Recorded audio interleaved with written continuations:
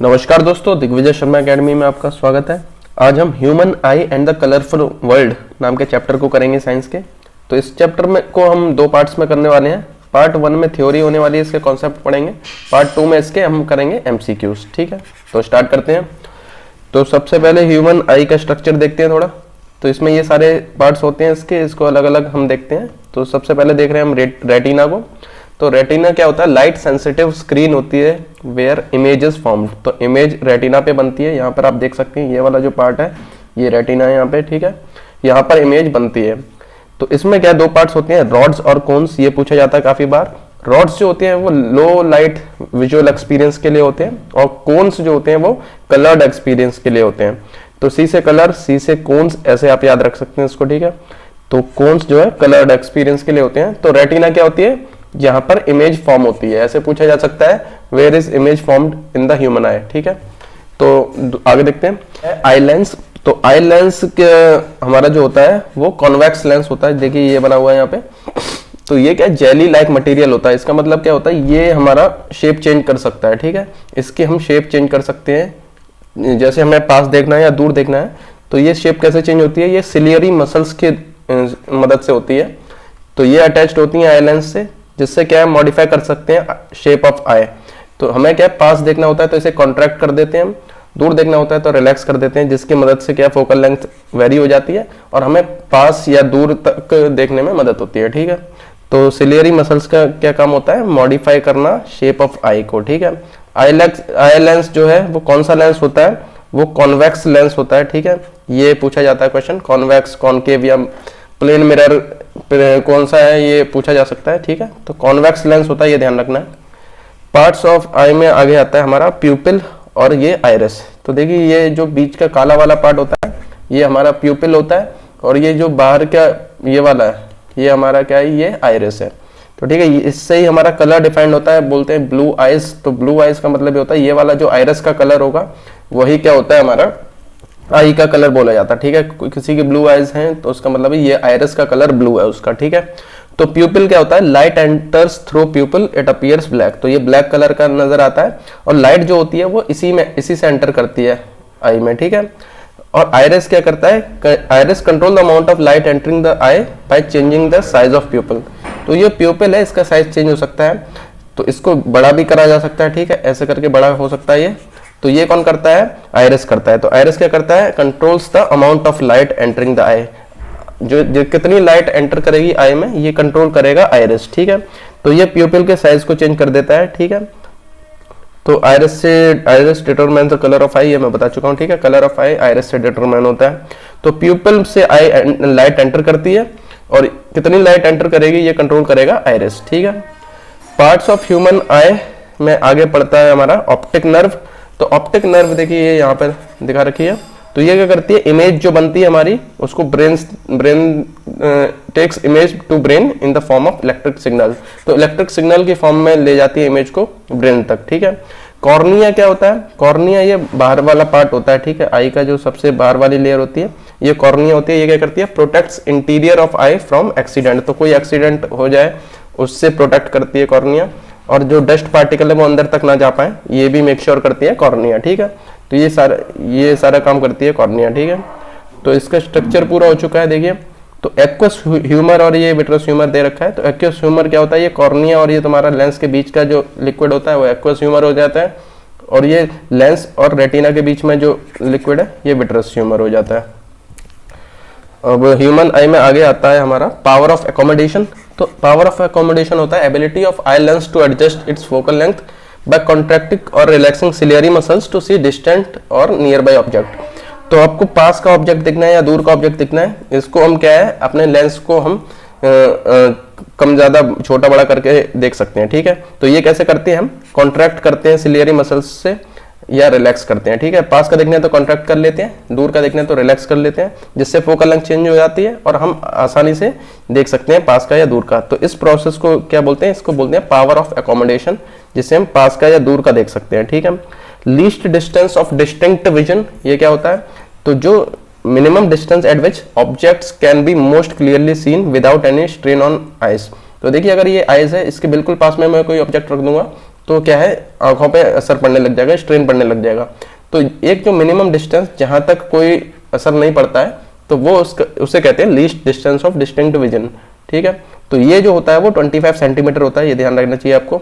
ठीक है, तो जिस तरह पास इससे जैसे ही पास आएगा तो वो थोड़ा बहुत इफेक्ट पड़ने लग जाएगा। ठीक है, तो ये पास वाला पॉइंट हो गया। फार पॉइंट होता है दूर वाला पॉइंट, तो ये इन्फिनिटी होता है। ठीक है, इसका कोई फाइनाइट नहीं है, इसलिए इसे इनफाइनाइट कह दिया गया है। ठीक है, कोई पर्टिकुलर नहीं, 100 सेंटीमीटर या 1 किलोमीटर 2 किलोमीटर, तो ये इनफाइनाइट है। ह्यूमन आई में अगला आता है हमारा कैटरैक्ट। तो कैटरैक्ट क्या होता है, eye lens of old age people become cloudy. तो लेंस जो है उनका आई लेंस क्लाउडी हो जाता है, जिससे क्या है उनका विजन पार्शियल या कंप्लीटली लॉस हो जाता है। तो इसको हम ठीक कर सकते हैं सर्जरी के द्वारा। ठीक है, तो अभी देखते हैं डिफेक्ट्स ऑफ आई विजन।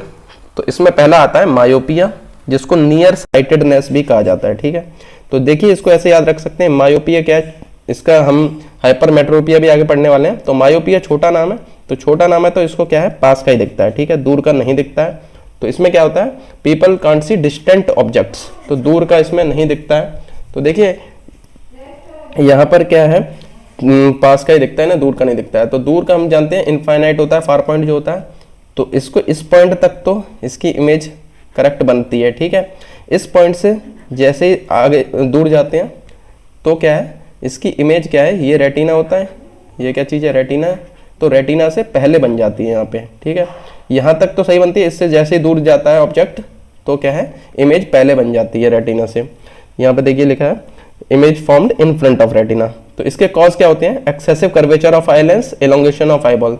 तो ये जो है कर्वेचर, ये कॉन्वेक्स लेंस होता है। ठीक है, तो कॉन्वेक्स लेंस क्या करता है, कन्वर्ज कर देता है, पास ले आता है। तो ये बड़ा हो जाता है लेंस, उसकी वजह से क्या है, इमेज जो है वो पहले ही बन जाती है।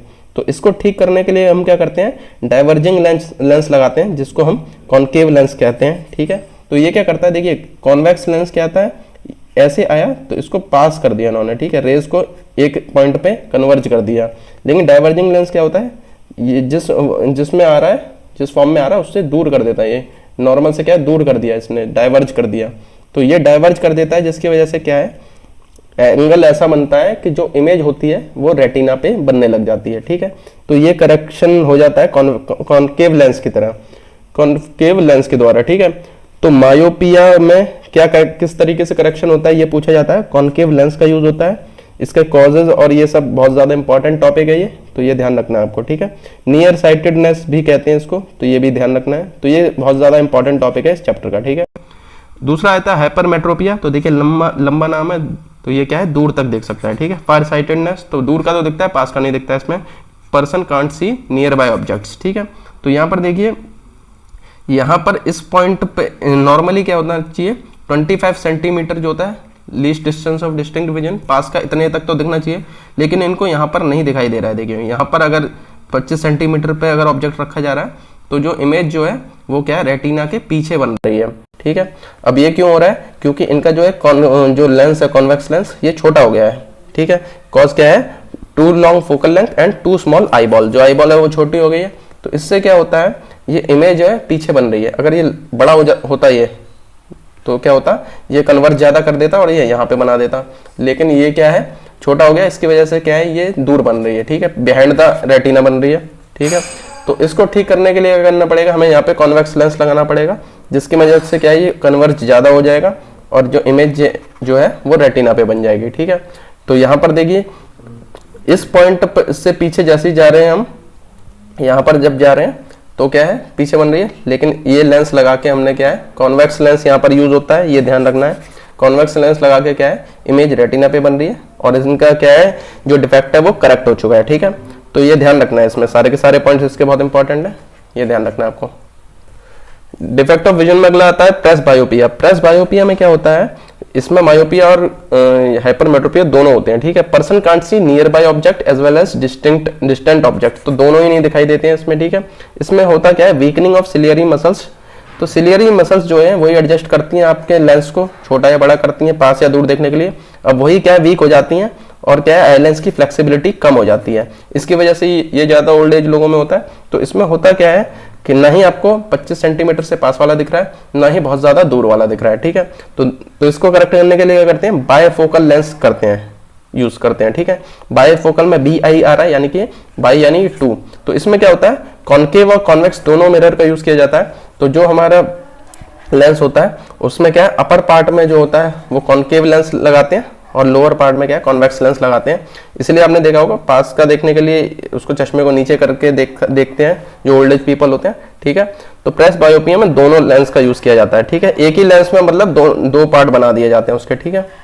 तो ये भी काफी इंपॉर्टेंट है, ठीक है। कॉजेज वगैरह ये सारे के सारे आपको पता होने चाहिए इसके। अभी देखते हैं refraction of light through a prism. तो यहाँ पर ये रिफ्रैक्शन होता है, तो इसमें क्या होता है, यहाँ से इंसिडेंट रे जाती है, ये वाली PQ वाली जा रही है। तो ये क्या होता है, हमने ये पहले पढ़ रखा है या आगे चैप्टर में दोबारा पढ़ेंगे। जब लाइटर से डेंसर की तरफ जाती है लाइट, तो वो क्या होती है, टुवर्ड्स द नॉर्मल बेंड करती है, ठीक है।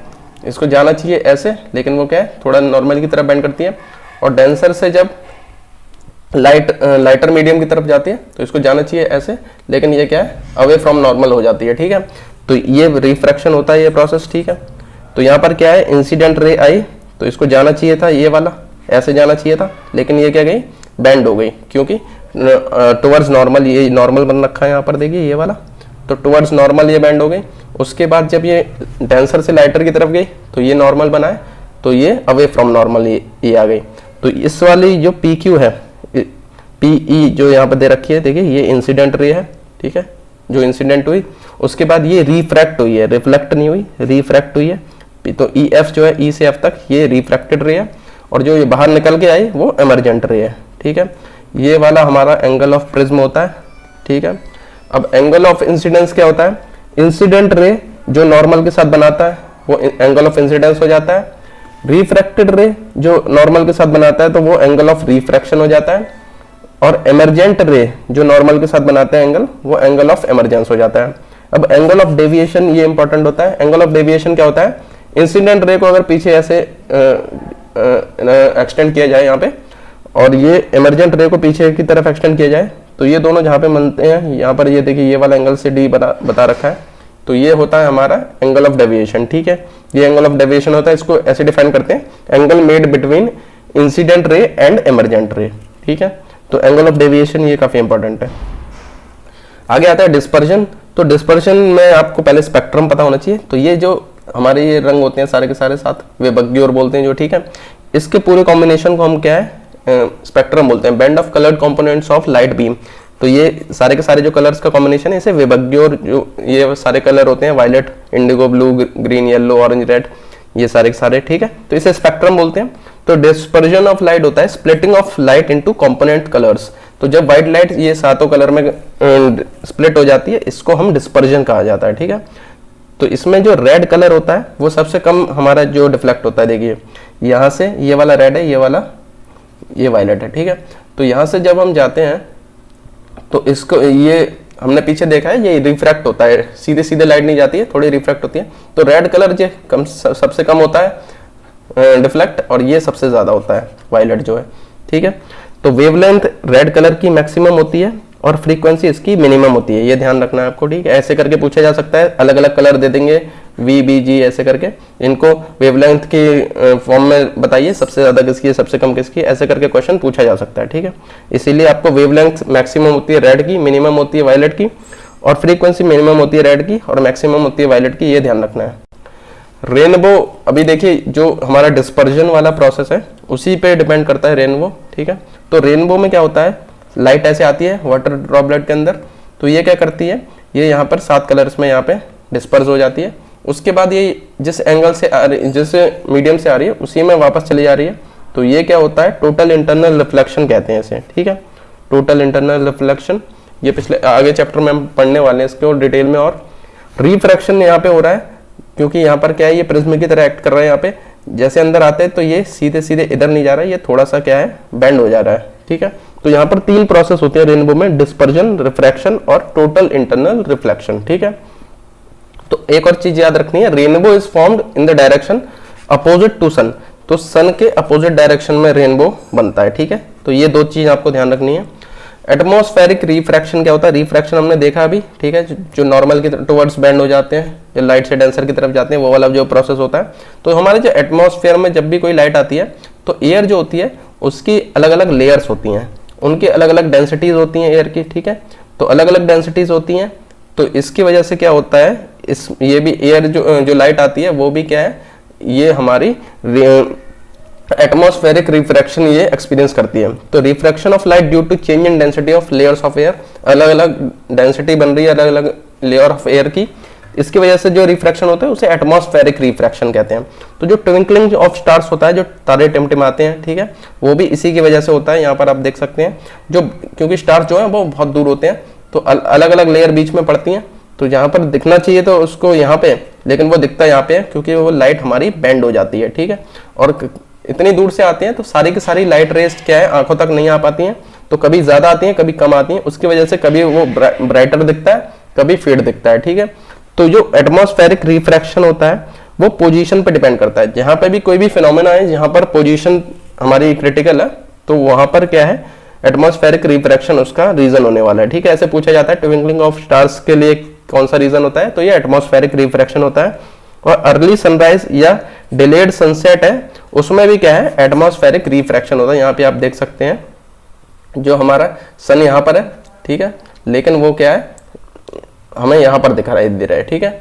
तो ये पहले दिखाई दे रहा है क्योंकि यहाँ पर क्या है, जो दिख रहा है बंदा, यहाँ से जो लाइट आ रही है वो बेंड होते होते उसको ऐसे दिखती है, ऐसे करके, तो जिससे कि उसको अपेरेंट, यानी कि देखे यहाँ पे रहा है, असली में वो यहाँ पे है। तो इसकी वजह से क्या है, सनराइज अर्ली दिखाई देता है और सनसेट होने के बाद भी हमें दिखाई देता है। ये डिलेड सनसेट हो जाता है और सनराइज जो है अर्ली हो जाता है, ठीक है। तो ये प्रोसेस भी क्या है, एटमॉस्फेरिक रिफ्रैक्शन है। तो जो पोजीशन जिस पे डिपेंड करती है वो होता है हमारा एटमॉस्फेरिक रिफ्रैक्शन के कारण होता है वो, ठीक है। स्कैटरिंग ऑफ लाइट क्या होती है, स्कैटरिंग का मतलब होता है फैल जाना, ठीक है। तो लाइट जो भी हमारा कलर है वो चारों तरफ ऐसे ऐसे फैल जा रहा है, उसको क्या बोलते हैं, स्कैटरिंग ऑफ लाइट बोलते हैं। When light rays strike any tiny particle then it gets deflected and diffused all over. तो चारों हर जगह फैल जाता है जब कलर, उसको क्या कहते हैं हम, डिफ्यूज या डिफ्लेक्ट हो रहा है। वो डिफ्लेक्ट यानी कि उसकी डायरेक्शन चेंज हो रही है, डिफ्यूज हो जाना मतलब क्या है, फैल गया पूरे एनवायरनमेंट में, ठीक है। तो यहाँ पर देखिए स्काई अपीयर्स ब्लू, ये जो होता है प्रोसेस, ये भी स्कैटरिंग की वजह से होता है। सन का कलर रेडिश होता है सनराइज और सनसेट के टाइम पे। तो ये क्यों होता है, क्योंकि यहाँ पे सबसे ज्यादा डिस्टेंस होता है, तो बाकी कलर जो है स्कैटर हो जाते हैं, वो फैल जाते हैं। रेड कलर सबसे कम स्कैटर करता है, इसीलिए ये क्या करता है, यही हमको एंड तक दिखाई देता है, ठीक है। अब जो हमारा नून होता है, ठीक है, 12 बजे होते हैं दोपहर के, तो तब क्या है, इसकी डिस्टेंस कम होती है, इसीलिए यहाँ पर थोड़ा व्हाइट कलर का नजर आता है, ठीक है। Red colour used as danger signal, तो डेंजर सिग्नल की तरह रेड कलर का यूज किया जाता है। तो ये भी क्यों होता है हमारा, तो हाँ, यहाँ पर ये देख सकते हैं जब डिस्टेंस कम है तो यहाँ पर ब्लू कलर कम स्कैटर होता है, लेकिन यहाँ पर क्या है, पूरा का पूरा स्कैटर हो जाता है, इसीलिए ये पूरा का पूरा हमें रेड कलर का नजर आता है। रेड कलर कम स्कैटर होता है, इसीलिए क्या है, इसको डेंजर सिग्नल की तरह यूज करते हैं और दूर तक इसको देखा जा सकता है।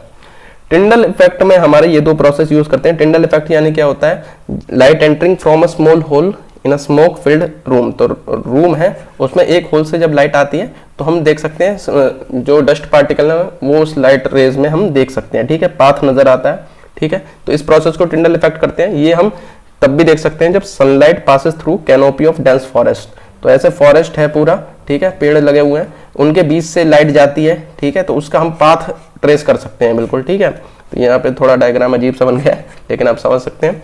तो ये दो एग्जांपल ध्यान रखना, इसमें पूछा जा सकता है कि टिंडल इफेक्ट कहाँ पे हुआ।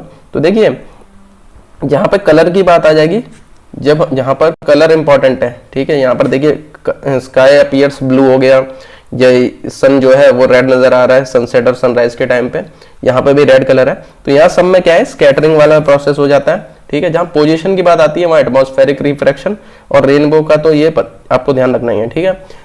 और टिंडल इफेक्ट के ये दो एग्जांपल आपको बहुत ध्यान रखने हैं, ठीक है, जो जहां पर हम लाइट का पाथ देख सकते हैं, ठीक है, डस्ट पार्टिकल्स वगैरह में, ठीक है, तो वो टिंडल इफेक्ट यहाँ पे आ जाता है, ठीक है। तो यहाँ पे पूछा जा सकता है यहाँ पर कौन सा प्रोसेस लगा है। तो ये हमारा पार्ट 1 इसका खत्म हो चुका है, ह्यूमन आई का। तो इसमें हमने थ्योरी कराई है, अगले पार्ट में हम एमसीक्यू कराने वाले हैं, ठीक है। तो एमसीक्यू आपको बहुत ज्यादा इंपॉर्टेंट है, क्योंकि उससे ही आपको पता चलेगा क्वेश्चन किस तरीके से आ रहे हैं, ठीक है। खाली थ्योरी पढ़ना काफी नहीं है, लेकिन थ्योरी इंपॉर्टेंट है, लेकिन एमसीक्यू से आपको पता चलेगा जो हमने पढ़ा है उसको हम अप्लाई कर पा रहे हैं नहीं कर पा रहे हैं, ठीक है। अगर आप एंड तक बने रहे, आपको बहुत बहुत थैंक यू है। अगर आपको ये वीडियो पसंद आए तो वीडियो को लाइक जरूर कीजिए, ठीक है। अगर आप AES PRT की तैयारी कर रहे हैं तो आप सैंपल पेपर जरूर दीजिए, जिससे कि आपको पता चलेगा आपकी तैयारी किस तरीके की चल रही है। ठीक है, आप अपने आप को टेस्ट कर सकते हैं। इससे रिलेटेड, हमारे चैनल से रिलेटेड कोई भी आप अगर PPT डाउनलोड करना चाहते हैं तो दिग्विजय शर्मा एकेडमी के टेलीग्राम चैनल पर जाकर आप डाउनलोड कर सकते हैं। अगर आप ऐसे ही और वीडियोस देखना चाहते हैं और AES PRT की क्लासेस करना चाहते हैं तो दिग्विजय शर्मा एकेडमी को सब्सक्राइब कीजिए डेली क्लासेस के लिए। मिलते हैं अगले वीडियो में।